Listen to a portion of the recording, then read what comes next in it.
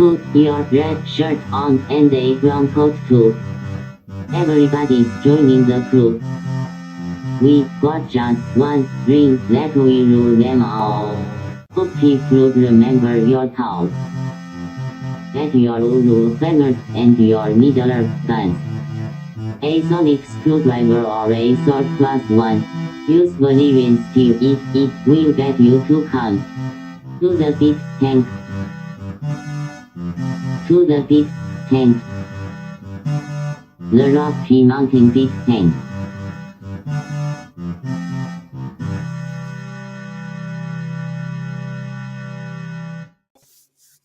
Hi, I'm Guy. Hi, I'm Troy. And this is Geek Tank. It's my fault sized podcast that Alex isn't here yet because I dropped the ball. Today, we're talking about dropped balls. Yes. Have your balls dropped yet? We're just wondering. In any case, I was going to wait and give him a moment to show up on the off chance that he was on standby waiting and wondering why I haven't sent him a link yet. But before I get into the stuff that's going on that caused me to be late and lose track of everything, hello, Brent. Yeah. Oh, hey, Motorpole. Hey, Brenta.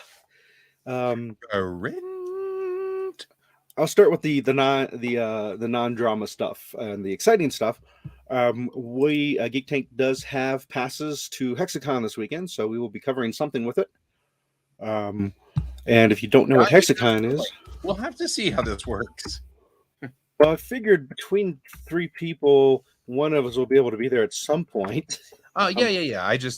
I now have something scheduled on Monday or Saturday, Sunday, and Monday, and not all 3 days, but a lot of all 3 days. So Maybe we can hit it on Friday while the kids are still in school. That might not be a bad idea. But in case, for those of you who are wondering what Hexacon is, it is. What the hexa is Dang it? What the is? You think it sounds like a convention for witches, but would be HexCon probably.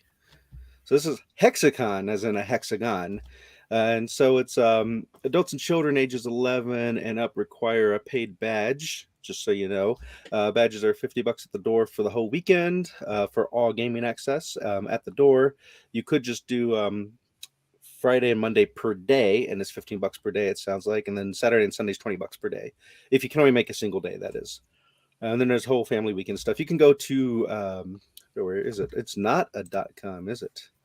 It is it's www.hexacondenver, all one word, .org. So you can find out all their cool information there. Friday night they'll be doing a charity what's the word I'm looking for? Board game auction. So like a portion of it will go to Hexacon to help keep their doors open and doing stuff, and the rest will go to the people who donated the games to be sold. So that's pretty cool. And I'll have to make sure not to be there for that, or I'll spend way too much money. Mm-hmm. But yeah, registration hours are 11 a.m. Start 11 a.m. on Friday, so we could technically be there like at 11, get our registration if we wanted to. Yeah, actually, I'm up for that. That sounds like a great idea. We might even be able to get all three of us there. Possibly. Usually Alex and I walk at 11:15, so I can't. I thought he'd be free, but so that time got pushed from it got pushed from a morning time. Yeah, because it was too early and too cold. Okay. Alex starts to have problems with cold, like I have problems with heat. So I don't. Most normal people, unlike us, have problems with cold. Right, like I'm all fine at 8 a.m. when it's -3 degrees Celsius. I'm okay with that. Alex, not so much. But then but you hit 90 degrees Celsius, I'm out. Yeah, you hit 90 degrees Fahrenheit, and we're like, "Oh God, what's going on?" Everyone else is like, "Hey, it's summer. Look how awesome it is out here in the sun." Right, the sun's trying to kill me. I'm actually not good above 80 degrees. That's where I found out recently that once you've had heat stroke, you are more susceptible to it the second time around. Oh, wow. What was So your situation? now with that heat I've stroke? had heat stroke a number of times out on A the number of times. Oh, okay. yeah, because I had heat stroke a couple of times whenever we were doing the DSD, which reminds me now that you and I work in the same thing. Don't do DSD on the in the summertime. Okay. It, The one it doesn't time, matter. They usually only draft the behind the wheel drivers, not the classroom. yeah, the one time I had it, not DSD, but heat stroke, was when my father and I were removing the giant tree behind our backyard, Uh-huh. and I pushed myself too hard, but I didn't. I've never had heat stroke, so I didn't recognize the symptoms. It just became one of those things where it's like I was having trouble staying conscious, and I'm like, this is a bad thing when you're working a chainsaw. So Right. I'm gonna go lay down for a minute, and but yeah, it's kind of like being, I guess, drugged, because I've actually been on an anesthetic before, and it felt a lot like that. It just Mm-hmm. can't stay Yeah, I mean awake. that's I didn't like the feeling at all, but I was flushed red and I was sleepy and I felt nauseated and it was unpleasant. Thank you, viewer, for pulling me out of my rabbit hole. Yes, Hexacon is a board game room, a role playing game convention, live action role playing games, which I don't know if they've done that in the past when we were there, and it just somehow managed to slip past Miss it? me, Yeah, which is entirely possible. entirely plausible. But yeah, it looks like they cover a ton of aspects of gaming, interactive gaming as opposed to video gaming, which I guess could be interactive, but this is more in-person gaming minus the electronics. So they are going to be in Broomfield this year, up at what hotel is that? The Omni Interlocking Hotel. Yeah, it's Interlaken. way out north. It's locking, not locking. Interlocking. Lockeen, Joaquin Phoenix. Phoenix. So, well, all right. Alex probably is doing more important stuff. so have you heard? And I think I might have talked to you about this before, Guy. Have you heard of the First Amendment auditors? The First Amendment. Auditors. Maybe I haven't talked to you about them yet. No. AUDITORS, auditors. So this is a group of people throughout the country who make their living through doing YouTube videos and suing cities by filming officers and public officials and baiting them into doing something like raising their voice, or in officer cases, like, doing as much as they can to get the officer to arrest them and then claim that the officer used Okay. police Yeah, I brutality think on I know them. what's going on. Mm-hmm. So these people have decided to target my extremely small, tiny town of Sheridan. And tonight, much of the meeting's being done virtually. So I happen to overhear a lot of what's being said. And hearing someone close to you being called all kinds of horrible curse words does something to set off a bit of anger, I would say.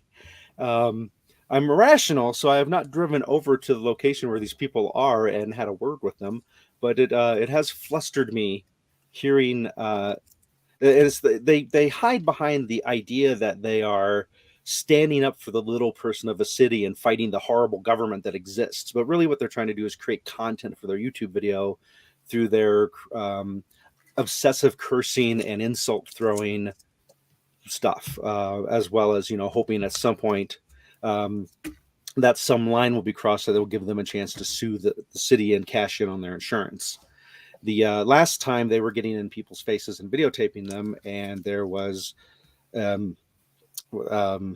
I'm trying. I can't remember. It's not a law, but there was an order put first saying you have to, because of COVID, you have to stay 6 feet away from people. You can't get up close and personal and stick your camera in their face. Right. They were refusing to do this. The officers warned them, you need to stop this or you're going to get arrested. They continued to do it, knowing that they would get arrested, got arrested. And so tonight's the night where they're like calling Sheridan like a horrible Nazi police state and, all kinds of ridiculous stuff, because they want to, they're hoping to win that lottery of suing the city for the insurance. But so it's frustrating that people are abusing, the First Amendment to try to line their own pockets, and they're Moreover, targeting the loved one in question, who is a Right. beloved and very even keel, mm-hmm. and not even remotely the kind of person that I would construe as. I mean, of all the civil servants, Right. this one's a very civil servant-y civil servant, like not big government. You guys, Yeah. Out of all the civil servants, this one has the actual citizens of the city's mindset. best interest. Yeah. Yeah. They will do what they can to make things better for everyone in the city. Right. So so it's irritating on multiple levels. And then if they were to win, then they're taking money away from the city that could have been used to repair roads and do actual things that help the city instead of paying off YouTubers who come in and poke people with sticks. So yeah, I was behind schedule tonight because I was dealing with my emotions on that. I don't blame you on that one. I mean, yeah, and a big kudos to all the police officers and other people out there who are staying 100% professional in the face of this ridiculousness and that. So that's because there are police officers who aren't good, who do cross the line and do involve themselves in inappropriate, and this is distracting from the people who should be focused on. Well, that's the problem. Is every time I talk to police officers, they bring up these people as if all of these situations that have occurred were these people. Right. So, in other words, these people actually are making it impossible to correct the situation that needs to be corrected, because there really is an issue that needs to be dealt with. But it's difficult to deal with it because every time you bring it up, they bring up these people who are being jerks. And they are predatorial. So if they do see a legitimate thing going on, they will try to interject themselves into it to also cash in on it and line their pockets with money. Right. So they're just it kills me that they're trying to do that to people we know and love. Right. So it's frustrating. And like it's such a tiny town too. I think they specifically target tiny towns because they're harder. Because they're also less likely to have encountered similar situations, so they're caught more off guard by it. Right. But yeah, I'm looking it up here. Whole population of 6,035 people in 2021. Right. So yeah. Anyway, not a geeky thing, other than I guess the geekiness of abusing YouTube.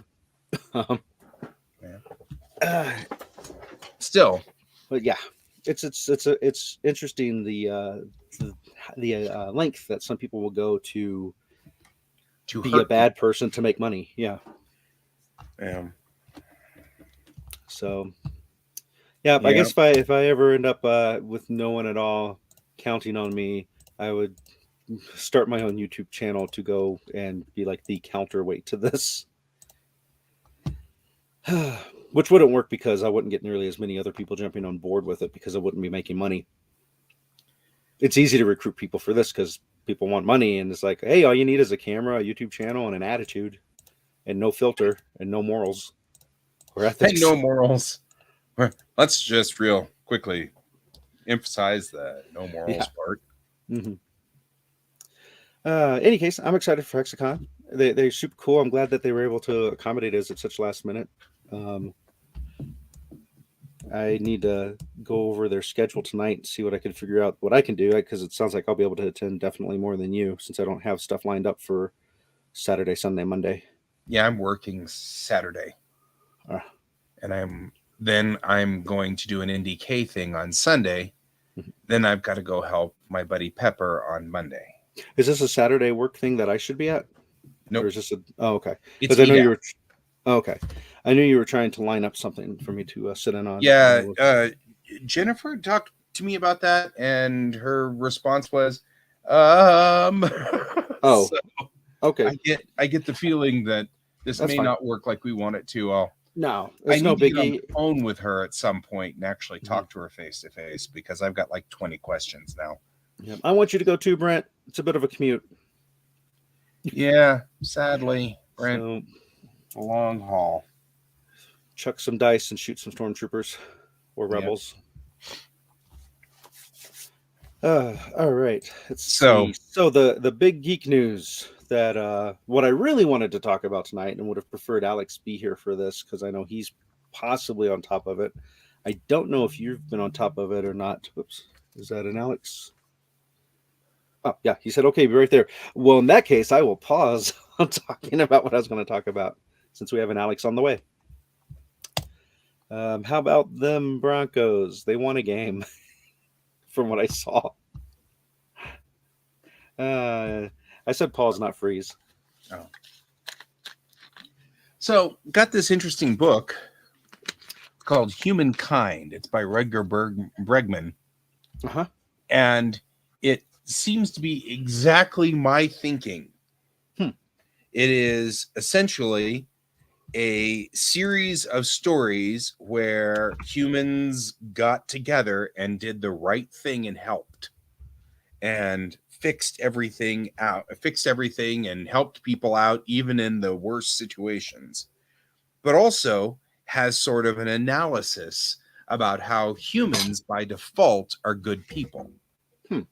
And I love this because I was like, wait a minute, because this is totally my logic in the world. So it's a fictional story then? Yes. Okay. Nonfiction. Oh, so it was a real situation that had happened. Yeah, like there's a real story of the Lord of the Flies. Okay. That a situation where a bunch of kids, well, yeah, the soccer team, right? Where they were all together and hello, Alex. Oh, sorry. You have to start by saying, and I'm Alex. And I'm Alex. There we go. And this is Geek Tank. Your corrected sized podcast. Right. So it is my fault that I didn't get the word out and get everything lined up in time. I'll recap very briefly since you weren't here. Have you heard of the First Amendment auditors, Alex? No. I hadn't heard of them yet until they targeted Sheridan. What they do is they make a living by being extremely abrasive and baiting both law enforcement and government officers on camera to hopefully do something stupid, reacting to them, cursing at them, and calling them all kinds of names and ridiculous stuff like that. And tonight's city council meetings being done online, so I overheard some of these people calling the mayor and other people horrible names, and it sort of put me in a very bad mood. So it threw me off my game, and hence I looked at my phone at one point and went, oh crap, it's 9:00, and called Guy and said, please get the show going. But yeah, any case, need some hoods and some baseball bats and some people who have an evening free. And Hawaiian shirts. Hawaiian shirts. I got those. So. But yeah, I was about to go into the thing that you might be up on, the recent mess with the OGL license for Dungeons and Dragons by Hasbro. I have heard of some problems. I haven't done any research into it though, but Okay. I did take a glance at it, and it's like some of the most egregious stuff for me was, oh, you need to, like, we get to use your stuff for free forever. Mm-hmm. And it's like, that doesn't seem right. Yeah, so I'll catch Guy up on this since I already you need to catch the viewers up because I've got something to add to this story.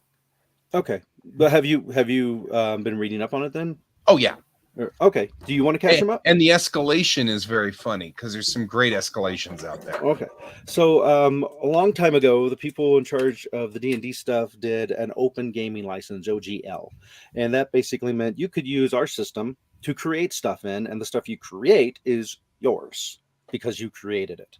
And they made a promise that this would be, it's for infinity until the end of the world, which I don't know how they can make that promise since they sold the rights to it. But Hasbro now owns it, and they're like, hey, we're going to rewrite this. We don't like this OGL. We're rewriting a different one. And part of the mess with it is they, one, had targeted a window that for you to get in on the new OGL, I think you only had like a week to agree to it. And then if you agree to it, thank you. Yes, the 1.0A agreement does somewhat read like it's free forever. But the new agreement is worded in such a way that they can change the current agreement at their whim. So although it says you have to pay as a percentage of what you make if you make over this ridiculous amount of money, once it's in effect, they can lower that amount of money as they wish. to a level that's going to hurt a lot of YouTubers and such. Also, let's say anything you create that you put out there as content is theirs for free, meaning they could take it from you and then sell it and make money off of it. So like my modified version of what I did to Fandolin, if they were to find out about it and get the stats, they could take it, put it in a new book and sell it and give me nothing, even though I'm the one who created this new thing. Right. So that's a few of the aspects of it. Yeah. The people that really hits and hurts the most are those who have been cranking out of original game plots and other variations off of it, homebrewed aspects of it, as well as YouTubers, because they are using the D&D stuff to make their content on YouTube. And so now they can essentially be charged for each dollar they make off of that. And it also, of course, hits Paizo straight on because of Pathfinder. But here is where the escalation goes up. Was Paizo part of the OGL part then? Yeah, because that's where 3.5 was taken off for Pathfinder. Okay. I didn't know that they were... but here's the escalation. Knights of the Old Republic is OGL 1. Oh. Which now means Hasbro is in the crosshairs of Disney. Versus Disney. Yep. Fight. And I was like, that's going to be... I'm going to be just sitting there with my popcorn eating that. I was like, oh, I watched this one. Watch that one go down. But of course, Hasbro's easy fix is to put a little star and say, except for Disney. Yeah, the problem I think I'm worried the most about is how this will affect Paizo, which is effectively using 3.5 D&D. They've modified it and they've run with it. But I think I'm worried that the idea here is that they're trying... Well, that's what I'm saying. I think that may be why Pathfinder 2E is coming out, is trying to get out from underneath the OGL, because Pathfinder 1 is just 3.5 with a funny hat. And they were using that whole thing. And so I'm wondering whether this was a design to try to crush Paizo. I'm not 100% sure. And Paizo may have known this was in the works or not. I mean, maybe it just happened to be coincidence or whatever, or maybe second edition is, you know, but the problem is no matter what happens, you kind of can't go too far from your existing setup and rig, right? I mean, that was kind of what D&D 4 was supposed to be, was getting away from the setup and rig that they had before, and that went really lousy. And D&D 5 came back and brought it back into sort of the same kind of setup that it was before. It'll be curious if they do a thing too where they just grandfather clause the anything done before the start of the new OGL is safe, and then that way that would cover Knights of the Old Republic and people's previous materials, but nothing from this date forward. I wonder if they'll do something like that. Yeah, they might have to modify it. That would be my thought. That's the only way they're going to get out of this one without a major fight with Disney. Major fight. Also, possible class action lawsuit, which who knows which direction that would go, because there's certainly enough content providers out there that are making their living off of this that it is in their best interest to keep it as is. I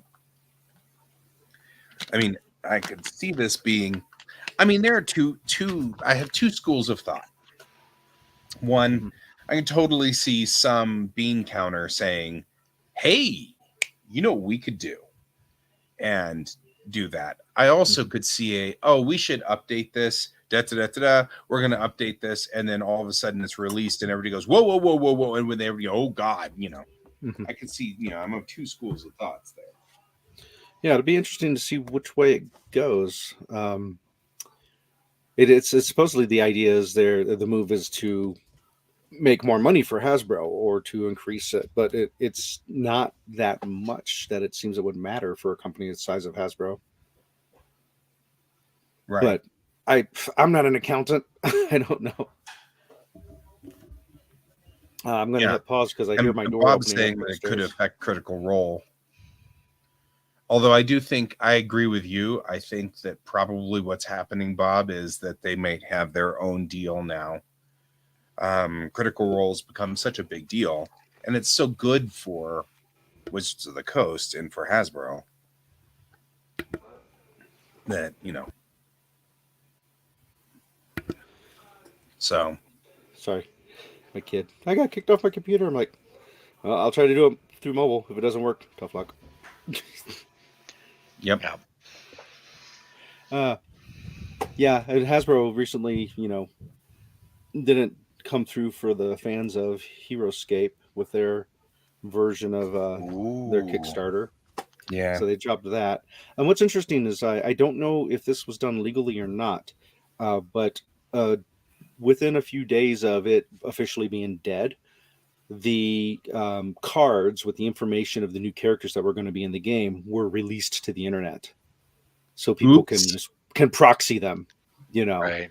And it's well, I mean, after all, there are people who put a lot of time into designing these characters and the rules to fit that love Heroescape, and that's why they were doing it. They weren't doing it as a job. They got paid for it, but they were also people who love the game, and that's why they were hired to do it.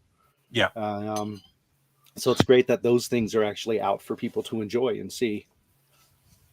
Cool. Yeah, Hasbro is really putting the word "bro" in their word. I bet that'll be quite the talk at Hexacon as well. Mm-hmm. Whoop. Let's see. Catching up with our viewers here. Yeah, and wow, and I think that that's one of those things where. So the problem we've got is this.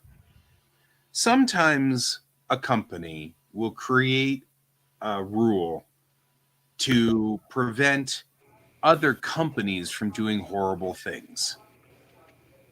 But the rule can be used against fandom.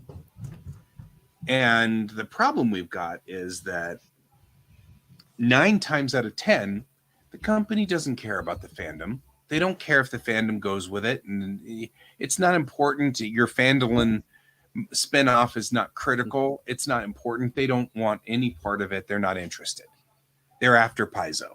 You know what I mean? Like, that's really what the story is. I'm just making this up. But like in this instance, because I'm not sure they're after Paizo. The problem is that 1 time out of 10, you get what happened with Star Wars, where the Star Wars fans were making movies and making fan films and nobody cared. And then all of a sudden somebody cared. Was that you mean Star Trek? Counter upstairs, and they wiped out almost all of the fan films that were going on. And then I thought that was more Star Trek. Yes. CBS did the same thing. Nobody cared. Then all of a sudden somebody cared.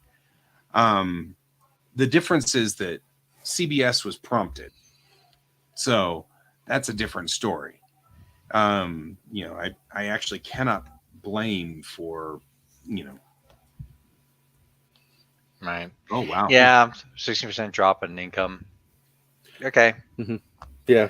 Darn, it's almost like you can't have unlimited growth with finite resources. Yeah. I mean, I know when I heard the story, I'm like, I think I'm going to hold off on buying any new product for now, just because I don't know if it becomes one of those things like Guy says, voting with the dollar. It's like, do I want to buy more Hasbro stuff? Yeah. Oh, and I'm not justifying it. I'm just saying I think that 9 times out of 10, you get these rules put into place. People aren't looking at the little guys. Mm-hmm. And so the public says, hey, you could use this against us. And then in reality, the company doesn't care. But it's that 1 time out of 10 where they do. And then they turn on us.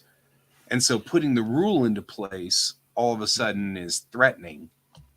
Not necessarily that they will, but that they could. You know who doesn't turn on us? Our sponsors, which we have to make a quick check on that. Because I actually got a message from Dustin who wants to use his small amount of sponsorship. of time here. Airtime. Yep. Airtime. He's running out of time. Better hurry up. Well, I'm looking it up. Hang on. Okay. You have to give me a second here. That's okay. Yeah, I'm pretty sure I'm going to be seeing. Who wants us to use our airtime to mention the Do-Gooder Games Cafe? Have you heard of this place? Nope. Just now.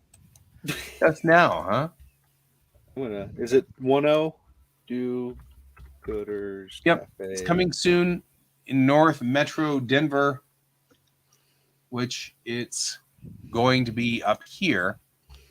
And Boo! Oh no! Yay! Let's see. I think I found it. They have 2 surveys online right at the moment that you can go fill out. Survey and Survey 2. Right. So I guess they're doing kind of a poll to see it's what their important. new people would Right. like to do, and it's at It's gonna be up in Thornton. I'll copy and In paste it North? here so folks No. can just go find it. That's not where it is. Whoop, Control V. Bloop. Flat. There you go. If you want to go check it out and fill out those surveys, you can help them out. Yep. There you go. So Oh, cool. Mission accomplished. we wanted to bring up those guys on that benefit. Also, our normal sponsors, which is Geek Tank, is sponsored by Curing Games, Geekway Homes, and Your Mom. Your mom. And Do-Gooder Gamers Cafe And at the moment. Do-Gooder's Game. Do-Gooder Games. But yeah, I'm hoping, I think we'll see all of our sponsors at Hexacon. I would be surprised so, if too. Kieran Games and Geekway Homes and Dustin won't be there.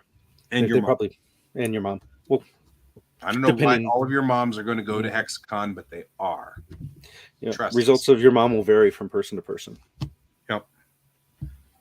Your mileage may So vary. yeah. I keep imagining like my mom specifically at these game conventions, just kind of sitting there reading a book, going, "Well, this is weird," or just like the image of that is kind of funny in my brain. Your mom would fit in, whereas my mom would stick out like a sore thumb. Yeah, my mom would be fine with it. She's dealt with weirder people in her life, so she'd be cool.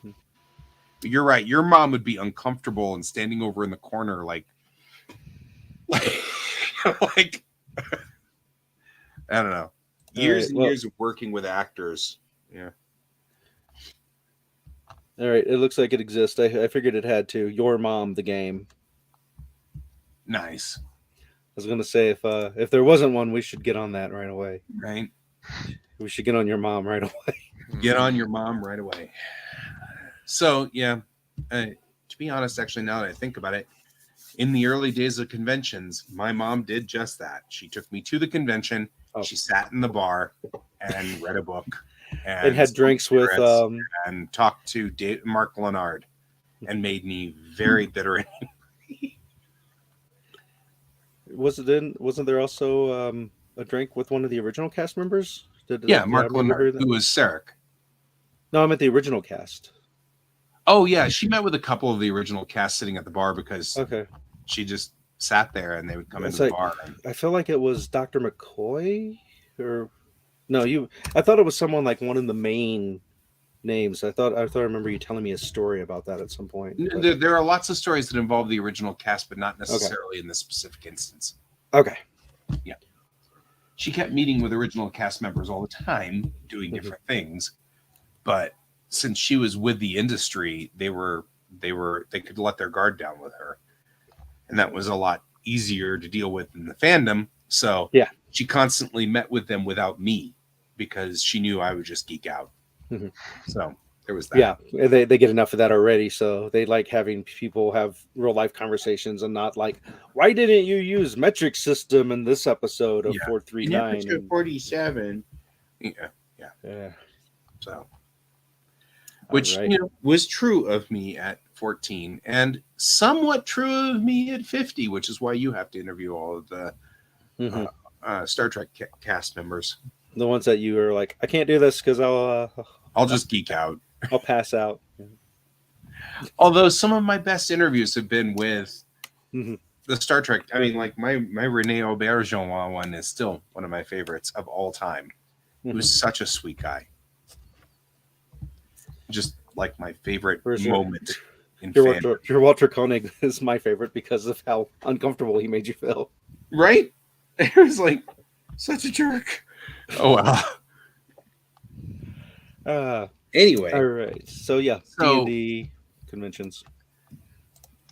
also we're rolling up on Picard season 3, Oh. which will be in the next month. 1 month from How now. was season 2?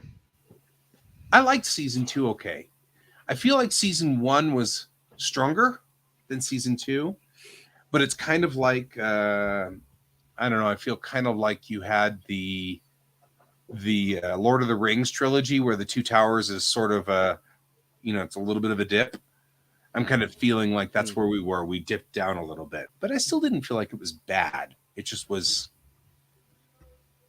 I haven't seen season 2. Season 1 felt a little too. They felt like they were trying to find that line between the TV show and the movies. Yeah. Because in the movies, Picard's always grabbing guns and blowing things up, whereas in the TV show, he's always finding the smart way out of things and the diplomatic way out of things. And so when they had the big shootout on the stairs, it kind of lost me a bit. I'm like, Picard never hooked me 100%. I stuck with it because Patrick Stewart's awesome, so his performance kept me on board. But the choices characters made and the way it was written felt off. You mean episode 1? No, season 1. I know, but episode 1 of season 1. I think that's where they start off with some explosions and gunfights and. Yeah, but I mean that was actually intentionally. Picard was hiding under a chair. Well, whenever he grabbed the rifle, that's what I'm thinking of. But it's been years since I've seen this. Whenever the season 1 came out, is when I watched it. I just remembered it at the time. It wasn't enough for me. It wasn't like Discovery, where I was like, that was really good. I want to see the next season. Yeah, that's fine. I feel like Bob, I'm not disagreeing with you. I felt like I liked season 1 better than season 2, just a little bit. To me, that's what it felt like. But I like them both. In fact, right now, the only one that I'm kind of lukewarm on is Prodigy. I'm still kind of having a hard time getting warmed up to Prodigy, which is a bummer. Because Prodigy is, and I think it's just my horrible bias against CG animation. And I really think that's what it is. I think I'm really just not having a good time with the CG animation, and I think that's me.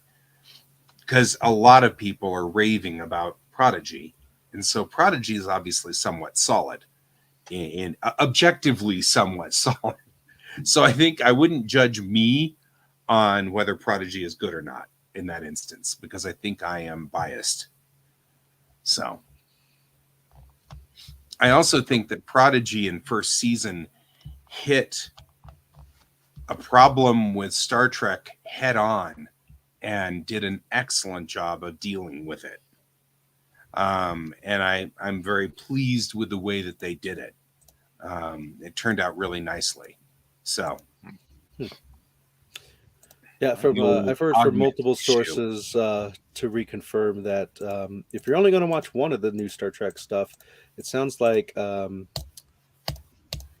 can I not remember it? Strange New Worlds. Strange New Worlds is the one to watch, is what I've heard. Yeah, Strange New Worlds is definitely the one to watch if you're going to watch any of the new Star Treks. And then, of course, as Brent mentioned, the next season 3 of Mandalorian is coming out soon. Yeah. So it's be interesting to see where they go with that. Mm-hmm. And that may also be part of it. Brent saying that Prodigy is designed for 8 to 12. That's the age range that they're after. They're co-showing it on Nickelodeon. So because of that, they're doing the slow lead in and trying to gently bring in the high concepts of Star Trek. And maybe that's part of it, is that I'm just a little too old to be, following something 8 to 12 at this point. Too old to begin the training. Yeah. So the speaking of stuff targeted for a younger age, Guy and I have watched the first 2 episodes of Willow, and I think that's all we're watching. Yeah. 2 episodes of what? Willow, the series. They did it. Oh, I heard it's horrible. Yeah, it's terrible. I didn't get terrible out of it, but I got in. We got one episode, and we're like, I don't know, this isn't really hitting us. Let's give them one more episode. And after one more episode, we're like, yeah, I don't think this deserves any more of our time. Yeah, I'm gonna post this in private chat, but I read a thing that I was like, but I feel like it's targeted for the teenage group, not to insult the teenage group. It's just the lack of subtlety to the storytelling feels like it's for an audience that doesn't have the patience for a slow build-up of storytelling, and you got to feed them everything within a matter of 15 to 20 minutes. You can't leave anything unresolved for an episode for more than 2 episodes, or otherwise you might lose their attention span. Is how it feels. Bob's like saying he's liking it. Picks up. I was not offended by it, so likely what I will do is continue watching it alone on my own while drawing. Mm-hmm. I do like some of the characters in it, but it's and I find it fascinating that I haven't heard his voice yet, but that they're able to use Val Kilmer's son to do voiceover for him at some point, because he's in the credits as that. So I'm curious to see when that happens. That was the thing that got me too, Brent, was like the MacGuffin right off the bat. All of here. We have this mystery solved, and this other mystery which we solved, and this other mystery which we solved, and it's like, yeah, they did that in the second episode too, where they who could the inside bad guy be? Next scene, I'm the bad guy. Oh, right. Yeah, we all knew it, but we were hoping you would drag it out a little longer. Bye, Bob. Late. But yeah, it's I highly recommend his Dark Materials, which is what we've switched over to, which we had watched just before the pandemic came out, season 1 of the pandemic, which interrupted our get-togethers. But it's a series based off of the Golden Compass. Yeah, his Dark Materials. I like that one a lot. We're enjoying that one. I'm surprised at how far back we are. Well, it's because we only got those few episodes in, and the pandemic hit. Yep. And then when the pandemic looked like it was going to be something that, we couldn't tell when it would be over, Tara and I were enjoying the show so much, I was like, screw it, we're going to watch it without you guys. And we watched it all. And then it's 2 years later, we'd forgotten that we watched it without you. So we have to go back and rewatch it, which is fine because it's been a few years since we watched it, and it's a really good show. Yeah, agreed. It's lovely. So yeah, I don't have any. That's a HBO Max series, his Dark Materials. Yeah, I know that there's too many streaming services out there for people to keep up with all of that. Yeah, sadly, that's one I have to. I was just talking to my sister about that. I was like, we've got to figure out how to share these between her and us, because like there's just too many of them and we're swamping on these, It's just becoming too difficult. I know this is exactly what we wanted when we were talking about cable back in the day. We really, really wanted to be able to do the a la carte and dump all of the stupid NBA stuff. Because that's when we were working. That's when we were working off of the theory that everything we were paying for equals the dollar amount that we're paying for lumped together, and therefore, if you remove stuff, we should be paying less of a cost. Right. If somebody would have said, "Oh, we can a la carte it for you, but it's going to be $5 for every channel you get," you quickly go, "Well, 5 channels equals the same amount I'm paying for 100 channels now, so let's not do that." Would have been the suggestion. Exactly, and that is exactly what happened. And well, I mean, did you guys ever order a la carte at a diner, or at a fast food place? Yeah, I mean, your burger separately from your fries and your drink. You're not wrong, Alex. I mean, that is absolutely. But now your only option is more expensive. But now your only option is a la carte. You no longer have combo meal options. Yeah, right. I mean, it's like it's almost like the profit-driven corpos trying to squeeze as much profit as possible. It's almost like we live in a capitalist society. Assholes.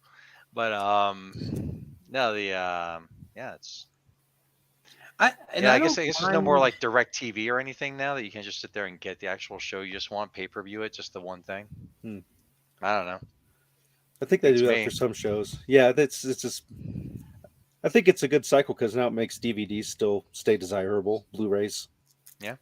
No, I mean, the Venture Brothers movie is still scheduled to come out at some point in time in the future, but it's supposed to be home video exclusive for like 3 months, maybe 6. I think it's 3 months before it goes on to HBO, whatever. So yeah, So is it the last sentence, the last paragraph? I think you're referring to in the thing you sent us, Alex. no, I mean the whole post is about it. Okay. Because there's a comic at top, right? Oh, I missed the comic. There should be a comic at top. If not, I'll repost the link. But there's a comic then, and then there's a bunch of read-related comic. There we go. Yeah.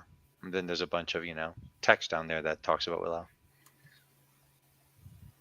Oh, I'm well aware. I mean, come on, man. We were we're doing all sorts of crazy shit back in the 90s to present. So yeah. But it's just funny. Interesting. Just funny. Yeah, I don't know. Was Willow a tree movie? Oh, I get it. Good job, Troy. Thanks. I know why this plane crashed. Because Avatar. It was piloted Avatar- by dead people. Avatar is a tree movie. Yeah. So that's why I was thinking. Is Plex awesome? I tried using Plex. I'm like, Plex can go lick my asshole. That's a different website. Because I was trying to get it to interface with all my stuff and it wouldn't. I'm like, well, you know what? I think I know a solution to this. Yeah, that's a good. On that note, did you hear that lawmakers have made it so that you have to give your a driver's license now in Louisiana to access Pornhub? Always a fun fact. Wow. Time to just start making up driver's licenses numbers. Well, yeah, it's like when we register for shit, it's like Bob at Hotmail. Yeah. Are you 18? Yes.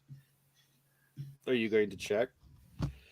So yeah, I did want to watch Willow the movie before we watched the series, and we watched the movie, and the thing that occurred to me is 17-year-old Troy knew far less about sword fighting than 51-year-old Troy does. Well, and 50-year-old guy is much more savvy on how movies are made now. And like not just the technology, but script writing and storytelling and things like that. Rewatching Willow is somewhat painful. I mean, the dialogue's a little forced in places. It's a little rough. And I'm sitting there going, this is Ronnie Howard? How is this Ronnie Howard? And the answer, of course, is it's one of Ronnie Howard's first movies, So, it's a thing. It's a wonderful movie. It's beautiful. I love it, but it is definitely some of the worst of the 80s writing. It does make me want to go back and look at some of the other movies that I don't remember very well. Like, what was the one called? The Sorceress and the Sword, the Sorcerer and the Sword, or the Sorceress and the Sword. Yeah. And then there was the really good one, Lady Hawk. Lady Hawk. Oh, I don't know. Lady Hawk's all that good. I rewatched it. No, I might be 15 years ago, and I was like, I might have nostalgia goggles. It's like watching Knight Rider. It's the Knight Rider rules, what I call it. Knight Rider is the best show that ever existed. Just don't watch it, for God's sakes. I'm sorry, just remember it in your 80s glory haze of the world. Because if you actually watch Knight Rider, you're like, oh my God. Yeah, so this was 1982. A mercenary with a 3-bladed sword rediscovers his royal heritage's dangerous future when he is recruited to help a princess foil the designs of a brutal tyrant and a powerful sorcerer in conquering the land. That's the one where his sword shoots the blades out. Right. If you remember that one. Yeah, Lauren and I watched. We used to have this great video store just a couple blocks away from where we lived when we lived on, Congress Park, Cap Hill, and it was like let's go. We kept on renting movies, and like we would, we'd each pick a movie and switch off. And one time, like, we're gonna watch Conan. You ever seen Conan? We're gonna watch Conan. It's so bad, but we're watching this. And she's like, we're watching it, like, and they're like pushing the basically the millstone thing. And Lauren's like, what the hell does this machine do? It makes strong slaves. Yes. No, seriously, what does it do? It kills weak slaves. No, really, what does it do? We never find out, of course. They're making But bread. then, like, in his first, well, I mean, yeah, it's totally should be grinding up flour. Yeah. But they never show that. And then, like, in Conan's first fight in that movie, he basically just pushes the guy into the wall a whole bunch until the guy submits. So it's like, see? Unexpected continuity. It's like wax on, wax off, but it's just push. There was more. a movie called Yor or something like that, Y-O-R, Yor.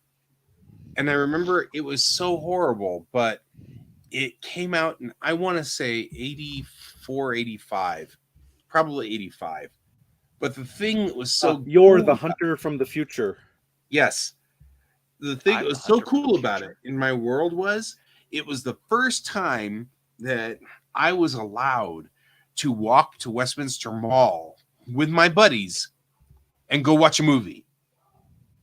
Mom left the money and I just took the money with me and I was like 12 or 13, So it was like a big deal. I was able to walk the streets of Arvada. You're a big guy From now. about this area to about where right now the Alamo is. So, in fact, it's interesting that the Alamo Draft House is almost on top of where the Westy Theaters used to be.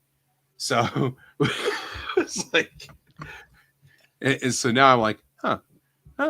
Come to think of it, my kiddo could almost do the same trek. He's almost the same age. An Italian French Turkish co-production based on an Argentina comic. I'm sure that was just riveting. So the thing I learned about Conan recently that I didn't know was that back when the toy companies were having their wars, He-Man originally was Conan. Oh, you didn't know that? I didn't know that because, oh my gosh, yeah, because it's a rated R movie. I'm like, well, who would make that mistake? They did. They bought the rights to make toys for Conan the Barbarian, not realizing what they were doing. And so when they sit down to watch it, the guy's like, there's boobs in this. We can't sell toys to this To be completely fair, though, it was the 80s where Ah. R-rated movies are marketed to kids all the time. Right. Like RoboCop. There Right. are RoboCop toys out there. Watch Ed 209 totally shoot RoboCop's face off. Rah, come on. I loved Ed 209. Yeah, it's like, it's not that far a stretch. And Yeah, also, in the immortal words of Rick James, cocaine's a hell of a drug. The History Channel put together the Toys That Made America, and I've been watching that. And a lot of the stories I knew, but the He-Man one I didn't know, and that that it came about because one of the main guys in the toy company is huge into weightlifting, and he's like wanted to make a toy of himself, basically, of someone who was big and buff and someone that looked like they could beat up Luke Skywalker. So, but yeah, it was a fun show. I didn't know that because I would have bought Conan toys. He-Man never really interested me. Yeah, I mean, like you could get if you could get the Conan toys complete with Head decapitating action. right, with decapitating action for Edward. I mean, James Earl Jones. That's right. Well, Grace Jones from the second one. Hell yeah. Grace Jones action Right? figure. Awesome. Mom, get me the Cult Orgy playset for Christmas. Oh yeah, the movies that made us. That's a pretty good series. I've watched Yeah, a bunch those of are those. good. But yeah, no.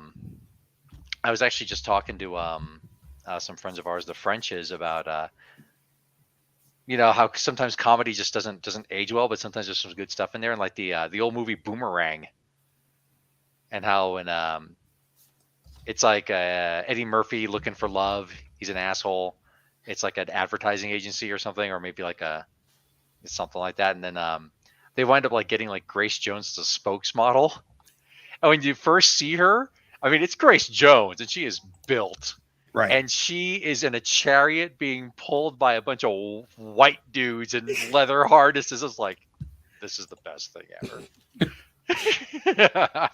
Well, guys, I got to move on. Yeah, we should wrap And on up. that note, Yeah, on that note, take that to bed On with leather you. dudes. I and Great will. Stones.